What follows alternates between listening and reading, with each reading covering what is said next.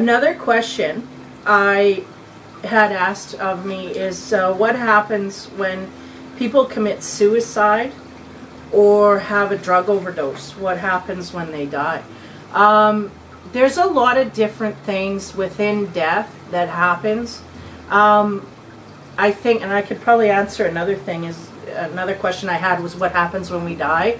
And really what I've been shown and what I've seen is that you really do have an overview of your life that you really have to go through, and everybody goes about it differently because of the different processes that they have to go through in that time. Now, I'm going to try and quickly go through a few different scenarios here. You have a natural death where someone is expecting, they know they're coming to the end of their life and it's peaceful and quiet. They die in their sleep. And they've lived a somewhat tumultuous life, and they're somewhat at peace. So they go and they, sorry for the banging, there's people outside working, and it's like shaking my plants and the whole bit.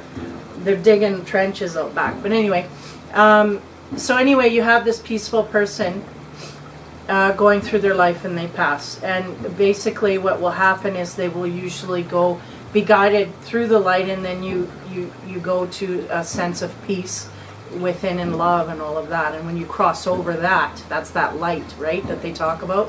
When you cross through the light, then you are of spirit. You're truly there. And I think it's the people that don't go through that light for fear of religious purposes or for whatever, like, for fear of being, that they're going to go to hell, that they've done something, whatever. Then they get caught in a limbo, and then that's where you could have hauntings and ghosts and spirits that just aren't happy. I mean, I know when a spirit's crossed, I don't realize it right away. I actually had an instance with someone I knew that had passed, and she had Alzheimer's. And the first time I contacted her, she was very quiet and very still. She was there, presence there, but she never talked.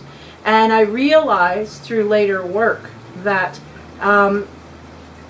there's a certain energy that they carry when they've crossed through the light. It's just, you cannot hold fear, anger, resentment, any of those negative energies. You just can't hold them. They won't, you cannot pass. So she was holding on to some negative energies, and it was very subtle, but nonetheless there. And I realized after, I mean, of course, having Alzheimer's, it's confusion, right? You're not quite aware of what's going on. So she wasn't quite aware that she had died. And I think the thing was that she just wasn't quite aware of where she should go or what she should do, even though she was, her life was lived in she's very religious and very dutiful in that way, and not, I mean, a very kind person, considerate, of others, all of that. So there was no fear of going to the wrong place. It was just a matter of being confused. And so your soul really does have to go through a processing period where it has to come to limits with this, or to terms with it. And through that, time and space really doesn't matter. I mean, they could go through a processing of that could take years in our time, but it could be like a 5-minute nap to them, because up there, and I'm saying up there, but it's really just a different zone within ours, but it's just very different. Just time and space, it just does not matter. So anyway, people can get confused. So that's one instance. And then you can have a suicide where the person deliberately would suicide. And I've been told this, and I've also experienced things in my own ways through readings and such, through others, that if it is intentional, and it is, and you are in your right mind when you do this, you just really cycle back really quickly. And the tendency to cycle within the same family is high as well. I mean, don't bet on that, but I mean, usually the person, I mean, whatever process they were going through, they will just really have to relive it again until they finish that path. So that's what happens in most suicides. Now, there's suicides with intent, and then there's suicides where your mental capacity is is not up to snuff. Like when you are mentally out of it and you commit suicide, in that case there's a different process. Now I've been not let in on that as much, but there is a processing period there where this person has to go through a sort of overview of their life. I mean, everybody does when they pass over, is my take on it, except for these suicides. Man, they just get shot right back, some of them, real quick. But again, the mental capacity is determined on the compassionate side of things, you know. So there's different variants in there. And then I had a situation where I was let in on someone who had passed from an unintentional drug overdose. So, and in that period, what had happened was the person was in a, like they showed me in a slumber, but the soul was processing. You know, they showed me a picture of the girl laying flat, and it's just like, you know, she's in a calm, peaceful, quiet. She has to time out. Now the problem there was that she had emotional ties to someone still alive, and these two can absolutely affect the way they evolve through their death. So if you have a very strong bond with someone here and you pass, and that person is very tormented and tortured and not having a good time with it, it actually affects the person up there. I'm saying up there and down here to differentiate between the living and the dead. But yeah, so you could have a situation where someone died of a suicide intentionally, and say, you know, the person down here is so angry and tempered, and you know can't get through it.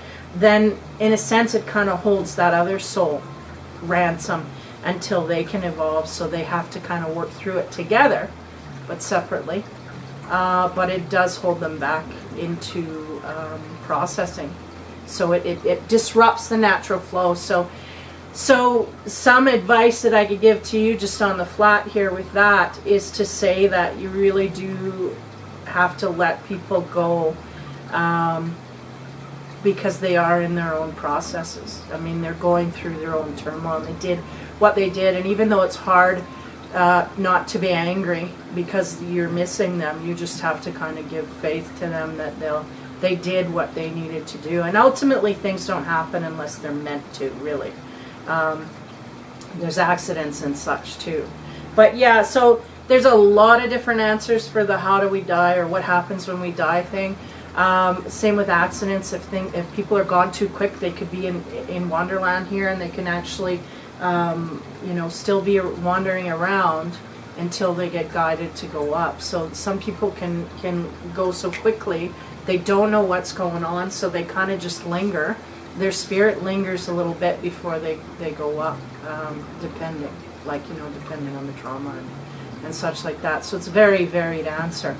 So there's not just one, but there's but yeah, normally suicides, they get rebooted right back. And that's why where I've come to understand, it's just not worth the trip, because you really just, your soul is going through this rough patch to get through, to learn.